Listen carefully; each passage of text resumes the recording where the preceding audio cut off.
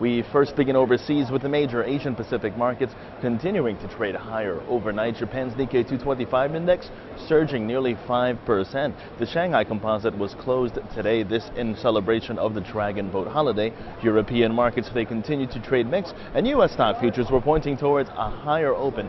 After the bell, however, the Dow Jones on the downside, a little more than 20 points. Now we first begin in Japan, as Prime Minister Shinzo Abe stated that the government would like to announce a corporate investment tax cut in the fall in order to help boost capital expenditures. This in turn is expected to help revive economic growth in the nation. Meanwhile, Japanese GDP that grew 4.1% in the first quarter, which is higher than the preliminary reading of 3.5%. And Japan's current account surplus was at 750 billion yen in April, therefore beating estimates calling for 310 billion yen. Over the weekend, meanwhile, we saw a bunch of disappointing data out of China that did point towards sluggish economic growth. Industrial production in the nation slowed to 9.2% in May, missing expectations calling for a rise to 9.4%.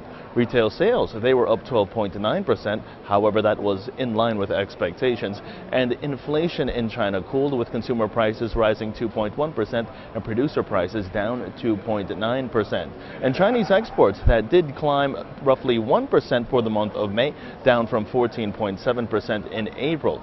This was because export numbers out earlier this year were distorted.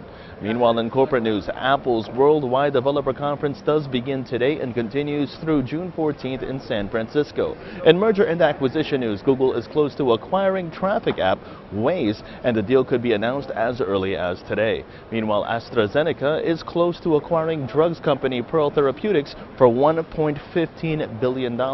And Edward Snowden has come forward as the whistleblower on surveillance operations being conducted by the National Security Agency. The 29-year-old Snowden is a tech specialist who worked for consulting firm Booz Allen Hamilton. Snowden is currently in Hong Kong and is seeking asylum.